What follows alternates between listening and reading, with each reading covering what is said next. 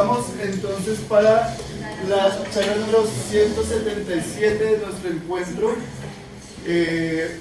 Vamos a escuchar al profesor Francisco Vargas. Él es un profesor actualmente vinculado a la licenciatura en matemáticas. Él es matemático con maestría en matemática de la Universidad Nacional. Fuimos compañeros, tuvimos el gusto de estudiar hace mucho tiempo juntos. Hizo el doctorado en la Universidad de Luisburgo en Alemania. Luisburgo. Y nos va a contar un poco acerca de una perspectiva un poco diferente de los números reales. Entonces, Francisco, muchas gracias y bienvenido. Bueno, muchas gracias, Pedro. ¿Me oyen allá en el fondo? Voy a tratar de... ¿Sí? Muchas gracias. Bueno, agradezco muchísimo la invitación, estoy muy contento de poder hablar de mi trabajo en este espacio con ustedes. Se trata de un trabajo en el fondo de varias décadas, desde que estábamos en la universidad como estudiantes, con algunos de los colegas que están acá también. Está ese problema ahí dando vueltas, pero pues sobre todo en los últimos 15 años. Entonces voy a tratar de exponer el trabajo, o algunas cosas pues las voy a explicar más en detalle, algunas voy a pasar muy por encima, pero acá está mi correo, puedo mandarles el trabajo, está escrito, publicado. Entonces bueno, voy a aclarar que algunas cosas voy a pasar muy por encima, muy rápidamente. El problema que voy a tratar es el problema del continuo, es un problema pues antiguo, de la matemática, de la filosofía. Esa imagen que está ahí es un laberinto, porque está hecho por este personaje del que voy a hablar ahorita. Es un manuscrito de él, pero la alusión es a Leibniz, el gran matemático que ustedes conocen por el cálculo y por muchas otras ramas de las matemáticas, que fue el primero como que trató de aproximarse en términos modernos a ese problema de la continuidad y del continuo. Y él hablaba que era un problema tan complejo que era una especie de laberinto, hablaba del laberinto del continuo. La charla que es tratar de ver ese problema de tratar de ver qué es algo continuo, cómo construir, por ejemplo, la línea geométrica, y ver que hay distintas maneras de abordar ese problema, que a veces la matemática se enseña de manera muy estandarizada, en que vemos, pues porque así tienen que ser las universidades y los colegios, vemos una versión, la que históricamente predominó, pero que a veces hay maneras muy distintas de ver los problemas. Eso es lo que yo quiero como mostrar en la charla de hoy. Entonces hay una visión estándar de lo que es la línea que se ha decantado a lo largo de los siglos. Acá hay una imagen muy rápida para aludir a esa construcción estándar, que es la construcción de identificar la recta con los números reales. Eso es lo que hoy nos enseña. La recta es un objeto geométrico de la cual se habló en muchas culturas, pero que no necesariamente se aludiría a ella como los números reales. De hecho, hoy en día decimos a cada punto de la recta le corresponde un número real y a cada número real un punto de la recta.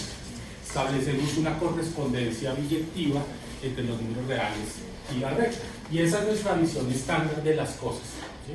Eso es lo que enseñamos, lo que después, pues, lo que aprendemos y que después enseñamos y repetimos década tras década. Pero no siempre fue así. De hecho, hay visiones del continuo en que no hay puntos. Por ejemplo, la encontramos, por ejemplo, en la antigüedad en Aristóteles.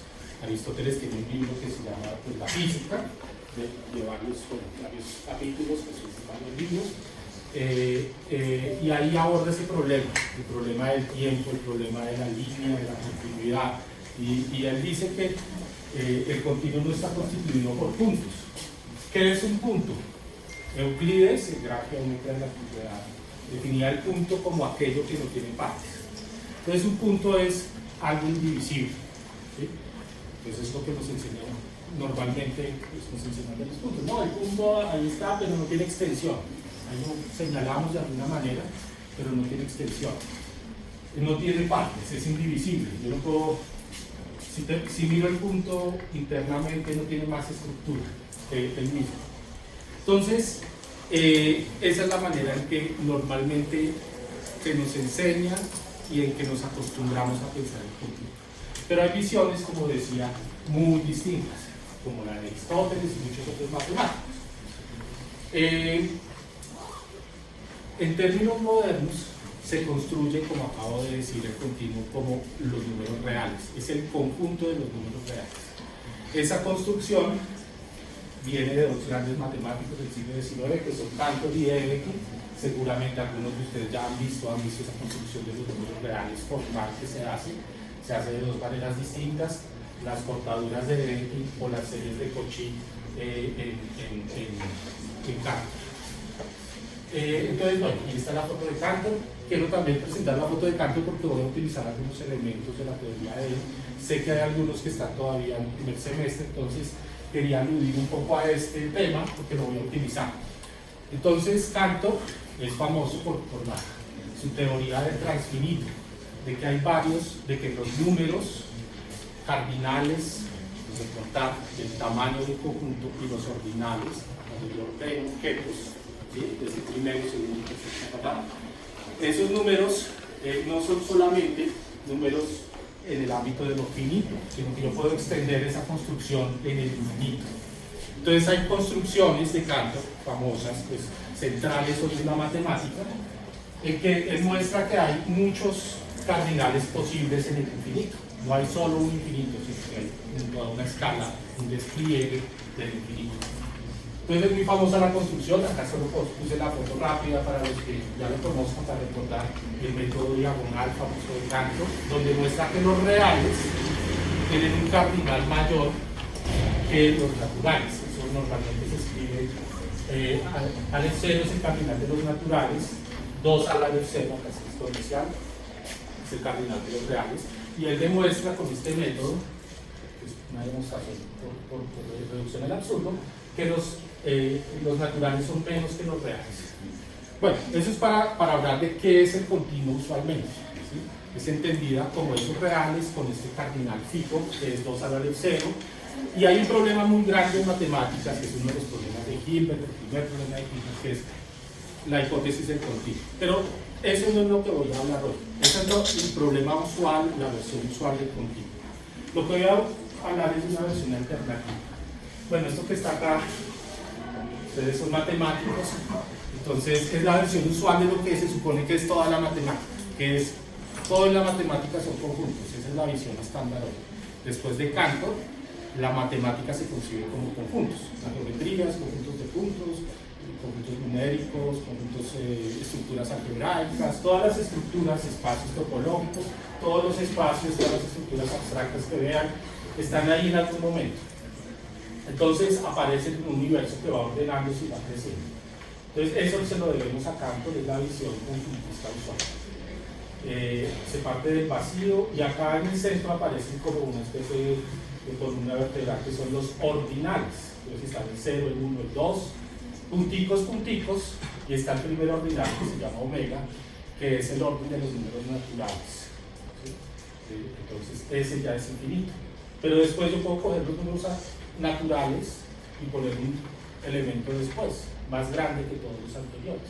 Eso se llama omega más 1, es el tipo de orden. Y omega más 2, y después omega más omega, que es como si pusiéramos copias de los naturales, etcétera, etcétera, etcétera, etcétera, etcétera, etcétera. Y eso sigue, y eso explota, y eso es todo el universo de todas las matemáticas usualmente. Eso es el universo de los conjuntos. Bueno, entonces eso es la visión tradicional, esa es la visión estándar hoy en día de lo que es matemática y de lo que es el continuo. Pero hay otras visiones. Entonces yo voy a hablar de una visión muy particular de Peirce. Peirce es un personaje pues muy interesante desde muchos puntos de vista. En muchas, si van a otras facultades, seguramente lo conocen por otras cosas, porque es el padre del pragmatismo, el movimiento filosófico norteamericano, tal vez el más importante que haya habido en América. Y sobre todo lo conocen mucho por lo que sus trabajos de semiótica, el estudio de los signos. Entonces eso se aplica a todas las disciplinas prácticamente, pero también en matemáticas. Hay reflexiones de él sobre lo que es un signo, los distintos tipos de signos, cómo se utilizan los signos, etc. Algo muy central, obviamente, las matemáticas. Pero pues no solamente eso, él hace trabajos prácticamente en todas las ciencias, son muy conocidos sus trabajos en lógica, él es contemporáneo de Frege y prácticamente tenía los mismos avances que había hecho Frege y algunos más en otras direcciones que Frege no había explorado. Lo que pasa es que Peirce estaba en Estados Unidos en esa época y un poco aislado del mundo académico. Entonces realmente no fue tan influyente como Frege en su momento. Hoy en día está siendo reestudiado por todas esas ideas tan originales. Mucho de eso quedó en páginas manuscritas que hasta ahora están siendo descifradas y estudiadas. Pero bueno, ese es el personaje, pero tiene ideas, el tema del continuo para él es central. Es el tema central de la filosofía, de la concepción del universo. El universo evoluciona continuamente, el universo es algo continuo, las ideas son algo continuo. Entonces, ese es un tema muy central. Entonces, él trata mucho el problema del continuo. Y pone algunos ejemplos que vienen de nuevo desde la antigüedad. Recordemos la famosa paradoja de Zenón. Peirce alude todas esas paradojas, pero la que más tal vez nos ilustra el tema es el de la de la flecha.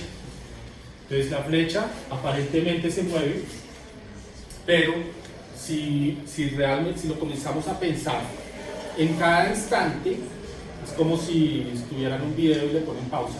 En cada instante la flecha está quieta, ¿sí?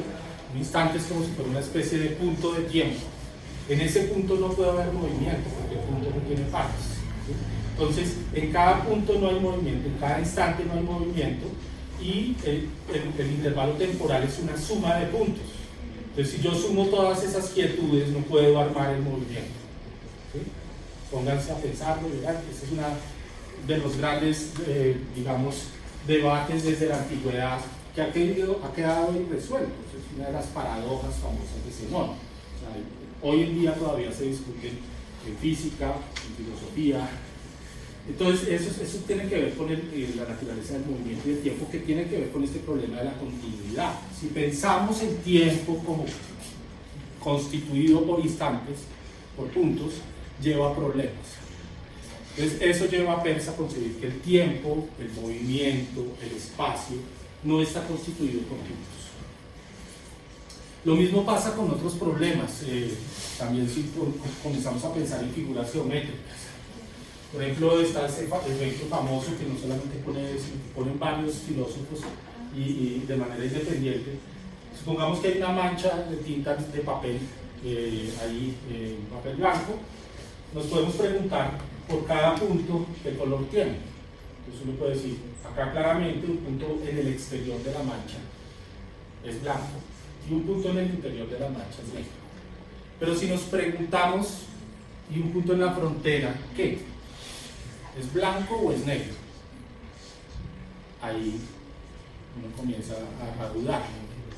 Uno podría pensar muchas cosas, podría decir, pues arbitrariamente decir, no, la frontera es blanca, o arbitrariamente decir, pero es algo arbitrario, decir que es negro. O podría uno decir, no, es medio blanco y medio negro, pero ¿cuál medio si un punto no tiene partes? No hay medio, no hay medio punto. O podría uno decir, es gris, pero ¿cuál gris? En toda la escala de gris, ¿cuál? ¿Y por qué gris? O sea, podría ser naranja, solo que no se ve por lo que está chiquito. O sea, uno podría hacerse mil preguntas que chocan con nuestra intuición de el tercero excluido, ¿sí? De que o es blanco o es negro y no hay una tercera posibilidad. Choca con esa noción o choca con otras nociones. Por ejemplo, uno podría decir, no, es blanco y negro a la vez. Entonces contradice el principio de la contradicción. Entonces, todo esto tiene que ver con cómo concebimos el mundo, y a veces en ciertos aspectos ese mundo no es tan fácil de concebir. Entonces, para Peirce, esto se elimina, este tipo de problemas, si dejamos de pensar que las cosas están constituidas por puntos. ¿Quién dijo que todo está constituido por partes últimas? Los físicos se lo han preguntado siempre. Hay quienes dijeron, no, hay unas partecitas últimas que ya no podemos dividir más, y se llamaron átomos, ¿no? En la antigüedad, Demócrito, Leucipo, etc. Y en la modernidad se concibió que había un átomo, ¿sí? Y se le puso ese nombre átomos, es sin división, griego, ¿no? Entonces, ese famoso átomo de la química, con el tiempo se dio cuenta que no era átomo, ¿no? Tiene electrones, protones, todo, ¿no? Como 200 partículas subatómicas hoy en día. Entonces, ¿es átomo de verdad? No, no es átomo, porque sí es divisible. Y esas partículas, electrones y todo, también tienen subpartículas. O sea, no se llaman subpartículas, quarks y no sé qué, ¿sí? Entonces, en el fondo, ¿sí hay esas partes últimas? Es una pregunta. Los cuánticos dicen sí, no, los cuantos son la parte divisible. Pero todo eso no es la física, digamos, que esté fuera del debate. Es la física que está siendo debatida por los grandes físicos hoy. ¿Cuál es la naturaleza de la materia, de la energía, del espacio? Todo eso es un debate. Entonces, ¿hay partes últimas o no? Es una gran pregunta, ¿no? Y los matemáticos no toman partido de eso. Lo que dicen es, pensemos la posibilidad, ofrezcamos las herramientas matemáticas para pensar esas posibilidades. Entonces, eso es lo que propone Peirce. Entonces, Peirce llegó a enunciar estas ideas de las que estoy hablando en muchos pasajes y argumentos y pro y todo. Entonces, decir que el continuo se define como algo cuya parte, por pequeña que sea, tiene partes del mismo tipo. Toda parte de una superficie es una superficie. Entonces, lo que estoy diciendo de la recta vale para la superficie o vale para el tiempo. Toda parte de una línea es una línea. Lo que está diciendo es que si algo realmente es continuo, no vamos a llegar a puntos, sino que cada partecita tiene algo isomorfo a la totalidad. Tiene una parte que es recta, cada partecita que mide acá. Y lo mismo en el plano. Si yo selecciono una parte, va a tener una parte plana. Bueno, entonces, el punto del tiempo y del espacio no es más que un límite ideal, es algo que está en nuestra cabeza, no es algo que está en la realidad ni en los objetos geométricos. Entonces, él pensaba que podía uno imaginar la recta sin imaginar que tiene partes últimas. No cambia su naturaleza geométrica, ¿sí? Este dibujo, nuestra intuición, pero digamos, no necesito decir que todo tiene partes indivisibles, que es como uno se lo imagina a veces, un poco mecánicamente. Lo mismo, entonces, por eso es que mencioné a Cantor antes. Peirce es contemporáneo de Cantor y lee algunos de sus artículos por ahí que llega a Estados Unidos traducido al francés. Cantor escribió al alemán. Y entonces se queda fascinado por la teoría esa de los transfinitos. Y entonces él dice, para que algo sea continuo, tiene que tener todas las potencialidades. Tiene que ser tan denso, tan continuo, tan pegado todo, que tiene que tener todos los cardinales posibles. Entonces ahí se vuela con respecto a nuestra noción usual de continuo. Nuestra noción de continuo es un conjunto, los reales, que tiene un cardinal fijo, 2 a la de 0. ¿Sí? Y lo que él dice, lo que dice Peirce, es que un continuo de verdad, no lo llamemos real, porque un continuo de verdad debería tener toda la riqueza posible, ser tan rico, ser tan, él dice super multitudinario, se usa esa palabra, más allá de cualquier multitud. Esa es la idea de Peirce. Bueno, entonces, todas esas ideas quedaron un poco ahí en el aire, ¿sí? Mucha gente pues ni les paró bolas, se quedó ya en un sótano en la Universidad de Harvard, esos manuscritos, y pues mucha gente simplemente lo tildó de medio loco y ya. Entonces, ¿cuál es la construcción matemática que encarna eso? Entonces, lo que yo voy a mostrar es una construcción hecha, pues definida en términos más modernos de la usual, en que ocurre eso, ocurren esas ideas, ¿sí? Esa idea de que el continuo, la línea, no tiene partes últimas, y esa idea de que tiene todos los cardinales posibles. Entonces eso es lo que voy a mostrarles ahorita. Entonces es, como les decía, es un trabajo de mucho tiempo. Entonces, pues digamos, no en buena medida, sino que Yo no hubiera hecho este trabajo si no hubiera sido por el profesor Fernando Zalamea, que ustedes conocen. Este año ganó el Premio Nacional de Matemáticas, pues, estamos muy contentos con eso. Y él fue el que yo conocí este problema gracias a él, en uno de esos seminarios sobre el pensamiento de Peirce que él estudiaba. Lanzó esa idea y uno como estudiante le suena súper raro. ¿Cómo así que el continuo no tiene puntos? ¿Qué es eso? A ver, ¿dónde está? Muéstremelo. Y él decía, no, hay cosas en matemáticas que funcionan así. Por ejemplo, la teoría de categorías, ahí uno no se fija en la estructura interna de las cosas, sino las relaciones y todo eso. Y entonces, pero a mí siempre me quedó la inquietud. Ese continuo, ¿será que se puede de alguna manera matematizar más formalmente? Entonces, Fernando Zalamea plantea ese problema de manera sistemática. Este libro es muy conocido, fue traducido al inglés. El problema de un continuo al estilo de Peirce. Ese libro que está ahí, creo que no se alcanza a leer. Y posteriormente, como 10 años, un poco más de 10 años, yo propuse la construcción que les voy a mostrar ahorita. Entonces hay unas publicaciones que se han sucedido a partir de eso, primero en español, en esta revista, después en un volumen sobre la historia de los continuos. Quiero subrayar ese título, es la historia de los continuos, porque hay muchas concepciones del continuo. Hay concepciones famosas hoy en día, como por ejemplo el análisis no estándar, los hiperreales, o muchas otras, y desde la antigüedad habla desde los presocráticos, pasando por Aristóteles, por Kant, por Simon, por muchos filósofos y matemáticos que han propuesto capacidad de continuo. Entonces yo ahí, en ese capítulo, pues hablo del continuo de Peirce y la construcción programática. Y quiero también mencionar este último volumen que es de varios discípulos de Fernando, lo edita Fernando Zalamea, y lo que voy a hablar son pantallazos de ese capítulo. Capítulo que yo escribo acá sobre el continuo peirciano y la construcción que les voy a mostrar. Entonces ese es digamos, lo último que he hecho sobre este trabajo, que obviamente tiene muchos puntos abiertos, muchas líneas de trabajo abiertas. Ahorita voy a mostrar un poquito eso. Ahí está el índice. Entonces, ¿cuál es la idea? Lo que dice Peirce es que, listo, tenemos los reales, como la construyeron Cantor y Dedekind, pero eso no es suficiente para que algo sea continuo. Entonces lo que dice Peirce es que esto es una especie, los reales, una especie de embrión de continuidad, como sí está bien, ahí está una media idea lejana de lo que es la continuidad, porque hay esa densidad de todas maneras de los reales, y está esa completez de las series de las sucesiones de Cauchy que convergen, pero no lo es todo. Entonces puede ser un buen punto de partida. Entonces yo lo que hice fue eso. Listo, cojamos los reales, pero es solo nuestro punto de partida. En los reales hay puntos. ¿Sí?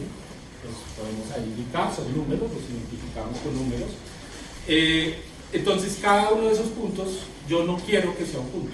Entonces lo que hago en la construcción es decir eso, matemáticamente. Es decir, cada uno de estos internamente tiene una enorme riqueza, tanto como el original. Entonces, a cada uno de estos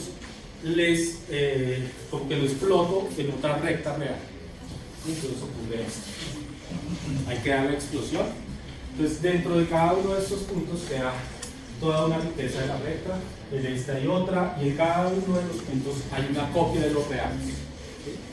Entonces, ese es el inicio de la construcción, pero si fuera así nomás, pues acá ya habría puntos, ya habría partes últimas. Entonces lo que digo es, también cada una de estas explotémonas. ¿Y qué va a pasar? Pues que tenemos un punto que parece un punto, pero que adentro tiene todo esto, y cada uno de estos adentro tiene todo esto, y lo que voy a hacer es punticos.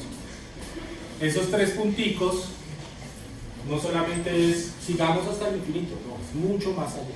Acá lo que estoy variando es en todos los ordinales que les mostré antes de Cantor, es la sucesión de todos los órdenes posibles, y eso abarca todas las cardinalidades posibles de los conjuntos. ¿Sí?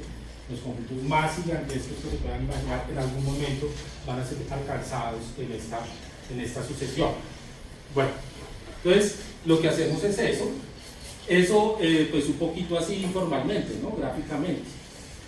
Eso se puede formalizar, se formaliza en la teoría usual de las matemáticas que usamos todos hoy, que es ZFC. ¿Sí? Entonces en ZFC no se va a hacer menos frente con elección. Se hace todo lo que estoy mostrando. Entonces, ¿qué se hace? Lo que tomo son todas, bueno, no voy a leer acá detalles, ¿sí? Pero lo que hacemos es tomar, para decir que tomo este y dentro tomo este y dentro tomo este, pues tomo la sucesión, lo puedo identificar con la sucesión. Entonces, ¿qué hago? ¿Cuáles son mis objetos? Son sucesiones de números reales, ¿sí? Son sucesiones o tuplas ordenadas. ¿De qué longitud? De todas las posibles. Entonces, por eso tomo acá cualquier ordinal. Este ord es la abreviación de la clase de todos los ordinales. Eso no es un conjunto. Si yo tomo todos los ordinales, es algo tan grande que no es un conjunto el mismo. Es como una subclase de la clase de todos los conjuntos. Entonces, en teoría de conjuntos formal, se distingue entre conjunto y clase propia. La clase propia es una cosa inmensa que no es un objeto de la teoría. Entonces, es un pequeño formalismo ahí que hay que tener en cuenta. Entonces, uno puede tomar las sucesiones de longitud 1, que es una especie de continuo aparente, que son los reales, o las de longitud 2, que es algo un poco más rico, o las de 3, que se enriquece a más aún, o tomar todas las posibles y ordenarlas. Entonces yo digo que esta sucesión R0, R1, R2 está dentro de este lugar, de R0. Bueno, esa es la idea. Y eso es todo. Esa es toda la construcción. Lo que pasa es que uno hace más cosas. Uno quiere hacer más cosas aparte de decir, listo, esto cumple esas propiedades de Peirce. Por ejemplo, la reflexividad. Ahí se alcanza a ver un poquito. Y es que si yo tomo todo esto, y ahí para abajo, punticos, si tomo toda esa clase propia de sucesiones de reales, eso es el modelo, eso se llama C-ord. C por continuo, ord por la clase de todos los ordinales. Entonces, si tomo esa clase, eso tiene un orden, y tomo cada uno de estos lugares, no les digo puntos porque en realidad no son puntos para mí, porque adentro tienen otro sentido. Entonces, cada uno de estos reales, por ejemplo, si yo lo miro de ahí para abajo todo, va a ser isomorfo a esto, es como una especie de fractal, ¿sí? Que si yo lo miro de cerca, es exactamente igual a la parte total. Eso es lo que llama reflexividad. La parte refleja en todo, que era lo que decía al inicio de que toda parte de una recta es una recta, o contiene una recta, contiene algo isomorfo al todo. Entonces, acá no voy a tener puntos y rectas, voy a tener partes y todo. ¿Sí? Es una relación entre partes y todo, o entre partes y partes. Hay partes, pero no hay partes únicas. Y bueno, obviamente como tomo todos los ordinales, esto va a cumplir la propiedad de esa riqueza enorme de que agoto todas las posibilidades de los tamaños. Entonces va a ser lo que Peirce llama superlongitudinal. Esa es toda la idea. Y entonces lo que hago en ese capítulo es establecer conexiones con otras ramas de las matemáticas, tratar de hacer algo más interesante que solamente decir, bueno, existe otra versión de la recta. ¿Qué quiere hacer uno en matemáticas cuando tiene la recta? De todo. Pues, bueno, la recta muy bonita, ¿y el plano qué? Ah, bueno, construyamos el plano. Y bueno, ¿y en ese plano qué pasa? Tiene ahí unas subpartes y ya. De pronto se puede desarrollar una geometría, esa es la idea. ¿Cómo hago yo para desarrollar una geometría en el plano? Entonces ahí toca ir teniendo ecuaciones algebraicas, ¿sí? Entonces hay que definir estructura algebraica acá. Entonces eso es lo que hago en ese capítulo, definir una noción de suma, de multiplicación.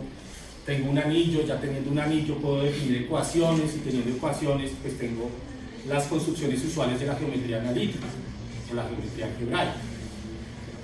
¿Y qué más quiere hacer uno cuando tiene el plano? Ah, cálculo, claro, definir las nociones de cálculo. Todo eso se puede.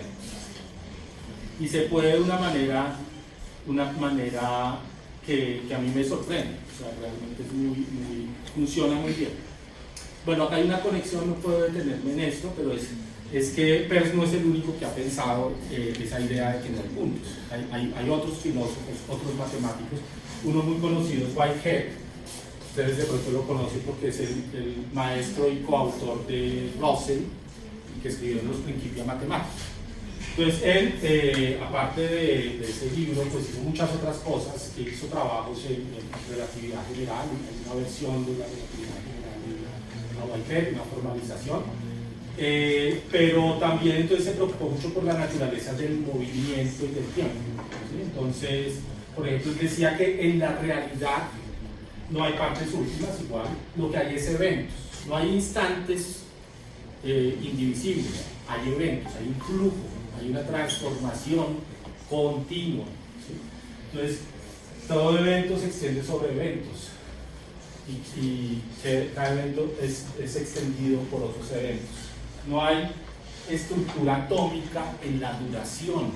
Todo eso suena calcado de lo que decía Peirce. O sea, es un poco posterior, pero las ideas están ahí de manera independiente, se cree.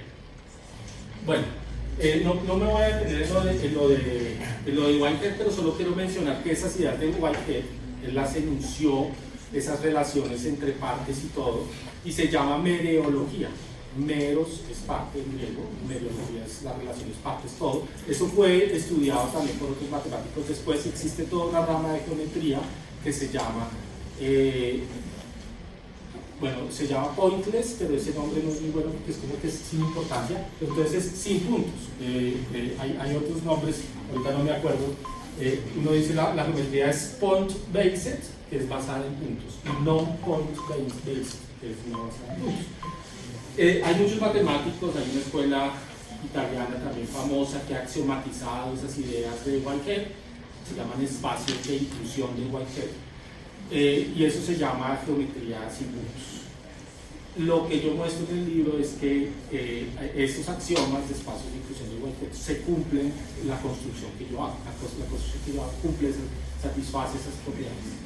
Esa es una posible línea de desarrollo. Yo me quedé ahí, es decir, listo, esto cumple y está de acorde también a lo que decía Whitehead y lo que retoman esos geómetras italianos. Pero pues ahí hay mucho por hacer. Hay otras versiones más lógicas que tienen que ver con que como es algo que va creciendo y que nunca se alcanza la totalidad de ese continuo, entonces está la idea de lo de la potencialidad. Eso se puede abordar desde la lógica, desde la idea de modelos de Kripke, que es una construcción que ahí también hago, y muestro algunas cositas sencillas, pero pues es otra línea de desarrollo.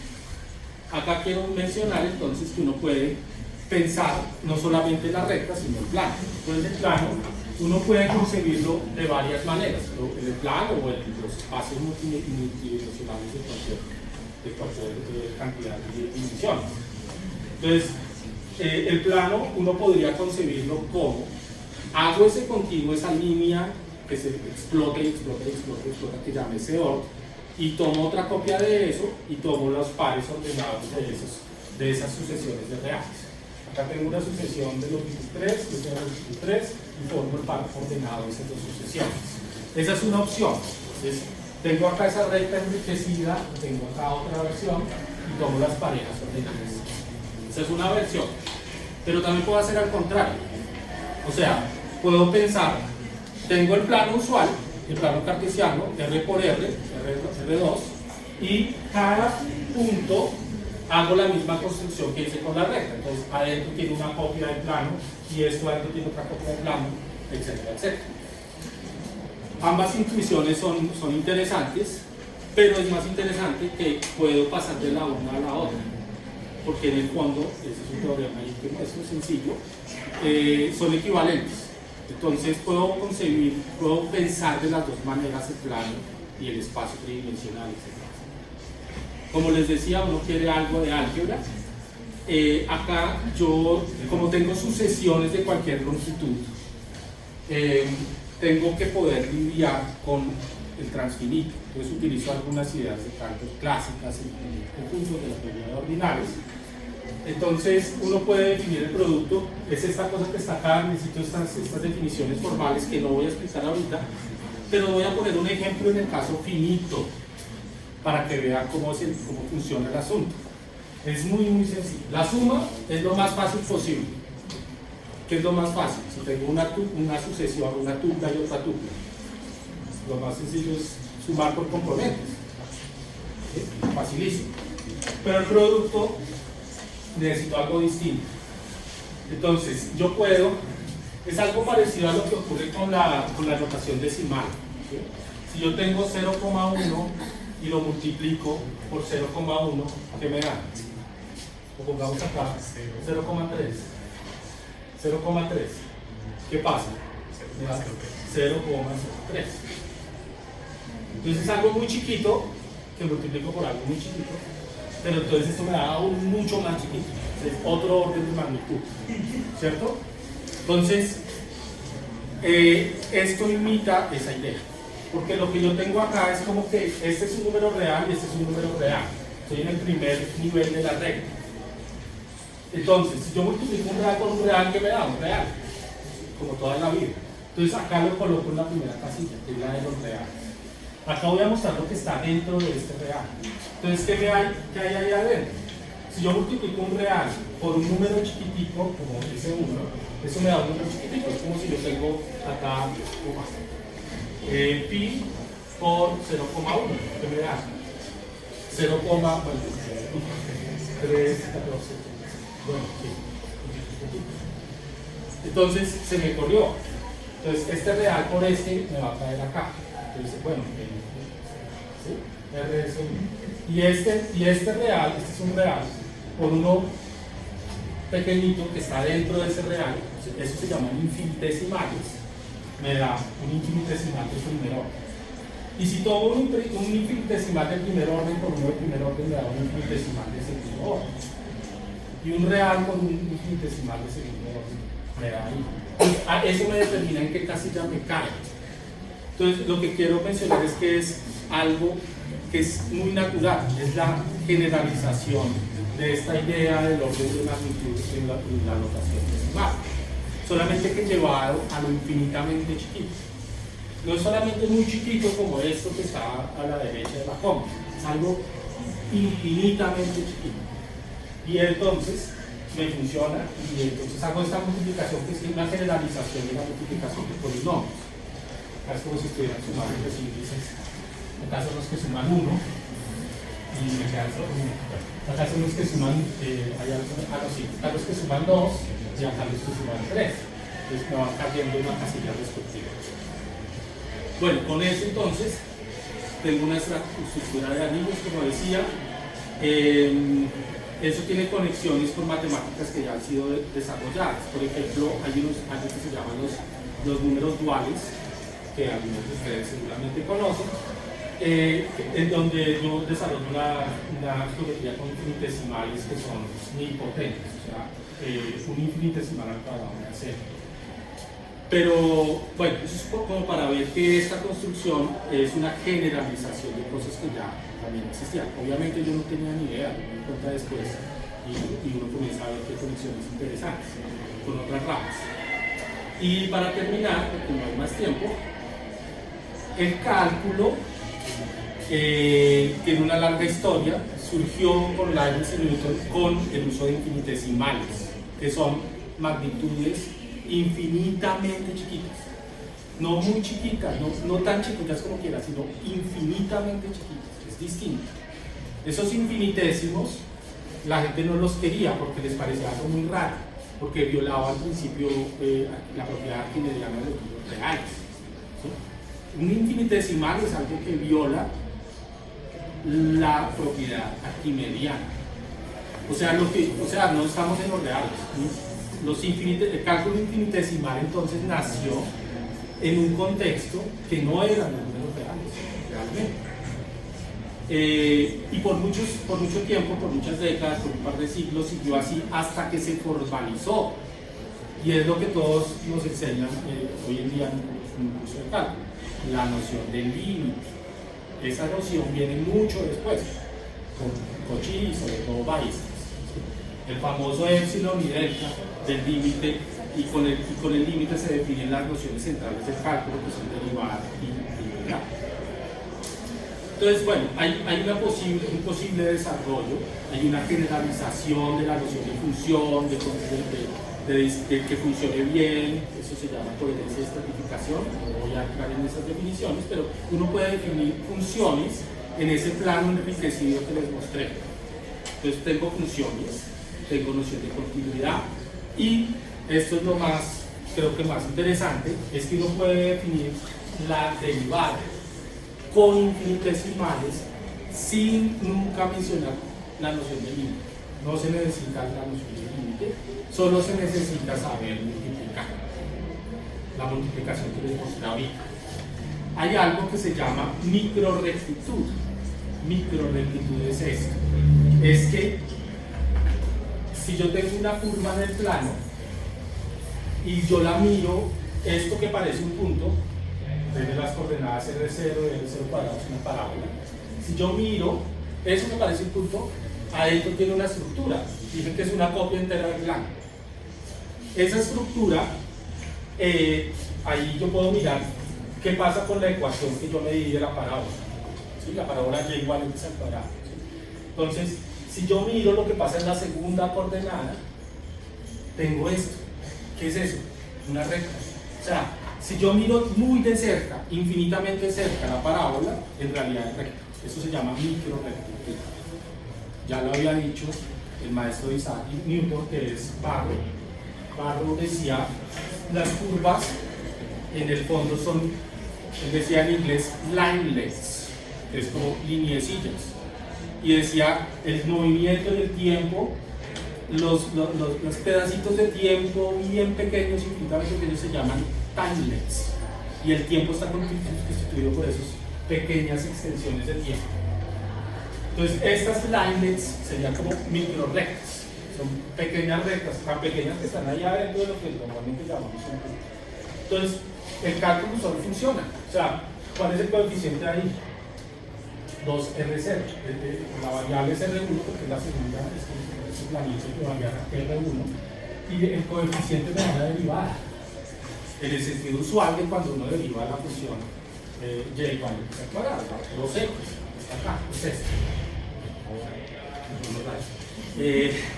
Bueno, entonces acá está un ejercicio pues, que no podemos hacer porque ya se me acabó el tiempo, pero está ahí la curva, una cúbica. Si uno hace en un punto fijo, acá estoy tomando este punto de coordenadas 2, 9, si saca la derivada, o sea, si hace la multiplicación, esto es una cúbica, ahí está la ecuación, acá está la ecuación. Si reemplazo el punto 2,R1 ahí, entonces me da la derivada. Entonces, ¿qué es esta? O sea, es mirar de cerquita la curva, me da una recta y ahí está.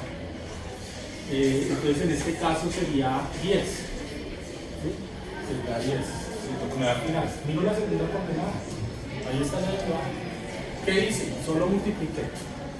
Ahora, ustedes me pueden decir, está haciendo trampa, eso le funciona bonito para los polinomios, pero ¿y el resto qué? Sí, es un poco trampa, pero, porque sí, no quiero hacer esa multiplicación, pero se puede generalizar, porque yo tengo para otras funciones, series de potencias, por ejemplo, para funciones trascendentes como las trigonométricas, exponenciales, etc. Entonces, se puede hacer un cálculo que cubra todas esas funciones, digamos así, analíticas, y funciona. Funciona igual que el cálculo tradicional, solamente que con una visión mucho más geométrica, pienso yo, mucho más anclada en lo que los padres del cálculo pensaban y consiguen. Bueno, entonces, también hay un pequeño teorema fundamental del cálculo, que no puedo detenerme, y que nos patrocina en la idea de que el cálculo infinitesimal debería usar infinitesimal. Pero todo eso me lo saco, porque ya. Muchas gracias.